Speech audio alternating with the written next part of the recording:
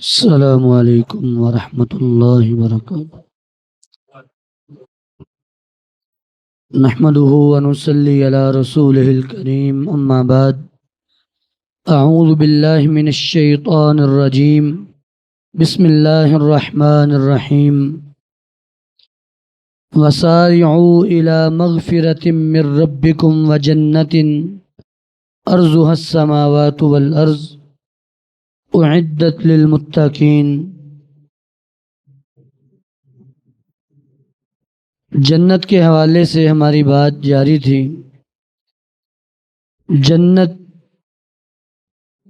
وہ بہترین منزل ہے جس کے لیے کسی بھی کوشش کرنے والے نے کوشش کی ہو۔ نبی علیہ الصلاۃ والسلام نے فرمایا، جناب علی بن ابی طالب اس حدیث کے راوی ہیں، فرماتے ہیں کہ نبی علیہ الصلاۃ والسلام نے فرمایا، من اشتاق الی الجنت سارع الی الخیرات، جو شخص بھی جنت کا شوق رکھتا ہے کہ وہ جنت میں داخل ہو، جنت میں جائے، تو پھر وہ ہر طرح کی نیکی میں جلدی کرے، وہ نیکیوں کی طرف دوڑ لگا دے۔ اور پھر فرمایا کہ جو شخص جہنم کا خوف دل میں رکھتا ہے، لاہی عن الشہوات، وہ اپنی خواہشات سے بچے۔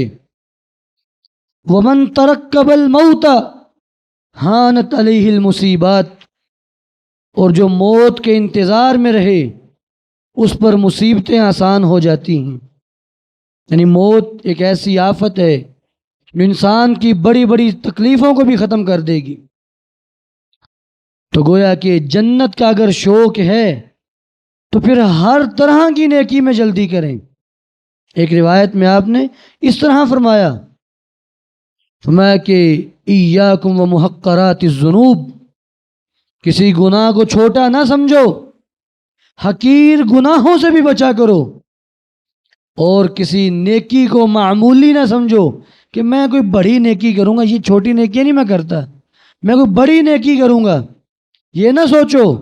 ہر نیکی کو اپناؤ، ہر گناہ سے بچو۔ اور پھر جنت کے حوالے سے نبی علیہ الصلاۃ والسلام نے فرمایا، خلق اللہ تبارک و تعالی الجنت لبنۃ من ذہب ولبنۃ من فضۃ وملاتها المسک۔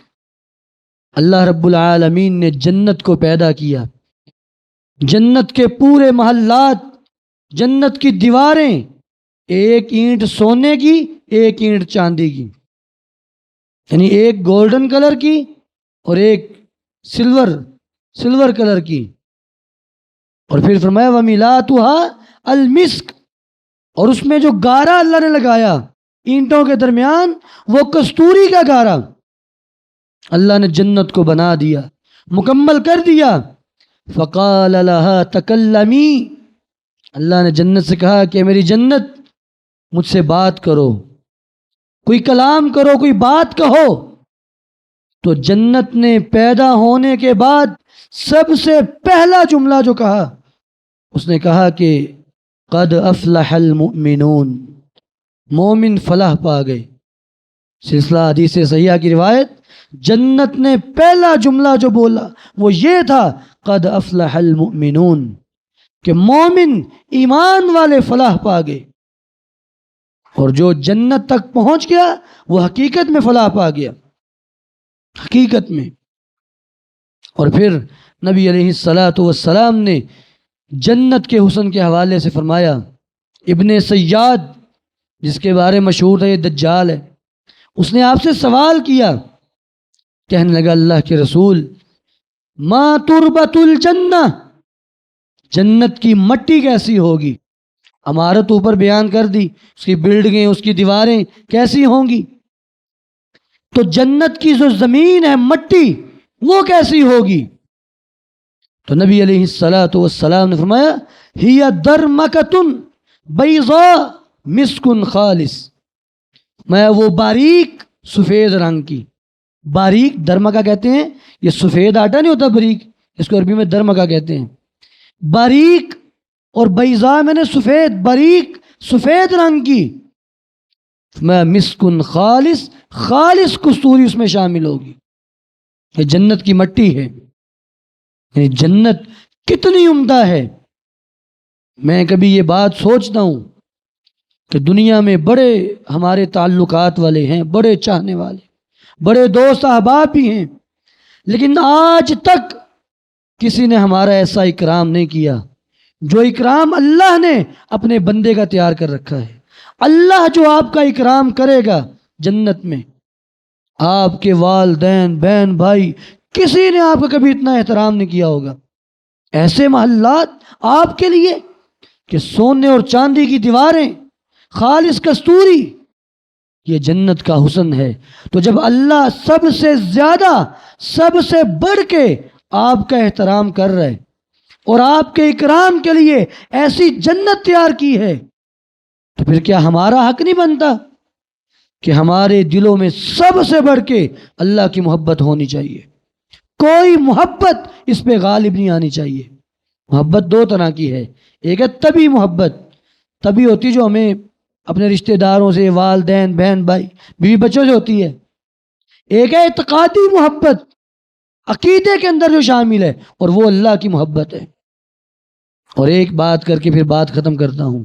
امام ابن قیم الجوزی فرماتے ہیں رحمہ اللہ، من احب لغیر اللہ عذب بہ، جو بندہ بھی اللہ سے، اللہ کے علاوہ کسی سے بھی محبت کرتا ہے، خواہ اس کی بیوی بھی کیوں نہ ہو، اگر اس سے حد سے بڑھ کے محبت کر رہا ہے، وہ محبت جو اللہ کا حق ہے، مثلا اذان ہو گئی ہے، بیوی کہتی مجھے فلاں چیز لا دو، مسجد میں نہیں آ رہا، بازار جا رہا ہے، مسجد آنے میں تھکا ہوا ہے، جی مسجد میں کیا جا، بہت تھکاوٹ ہوئی ہے آج کام پہ، نا بڑا کام کیا ہے، تھکاوٹ بہت ہے کام پہ، مسجد نہیں جا سکتا، تو بیوی کہتے ہیں مجھے کوئی چیز لا دو، چل پڑتے ہیں، بھاگ جاتے ہیں فوری۔